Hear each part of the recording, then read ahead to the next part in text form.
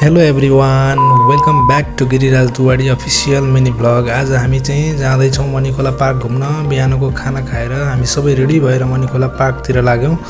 बाटो राम्रोसँग नचिनेको हुनाले बिस्तारै बिस्तारै गर्दै गइरहेका थियौँ। अनि आज एउटा मान्छेलाई बाटोमा सोध्यौँ, उहाँले सिधै जानुस् भन्नुभयो। जाँदा जाँदै हामी त भानुचोक पो पुगेछौँ। त्यसपछि त त्यो बाटो देखाउने मान्छेलाई मनमनै गाली गर्दै फर्क्यौँ अनि आफै बाटो गेस गर्दै जाँदा बल्ल हामी मणिखोला पार्क आइपुग्यौँ। यहाँ आएपछि गैंडा र बाघको मूर्ति देख्यौँ। चारैतिर हरियाली, शान्त वातावरण र चिसो हावाको मजा नै बेग्लै थियो। केही बेर फोटो भिडियो बनायौँ, पिङ खेल्यौँ अनि छोरीलाई त्यहाँ भएका फन गेम्सहरू पनि खेलायौँ। रमाइलो गर्दै गर्दै बेलुका भयो अनि हामी फर्किन थाल्यौँ। फर्किने क्रममा बाटोमा कृष्ण मन्दिर परेको हुनाले त्यहाँ पनि दर्शन गऱ्यौँ। भगवानसँग सबैको सुख शान्ति र खुसीको कामना गरेर फर्कियौँ।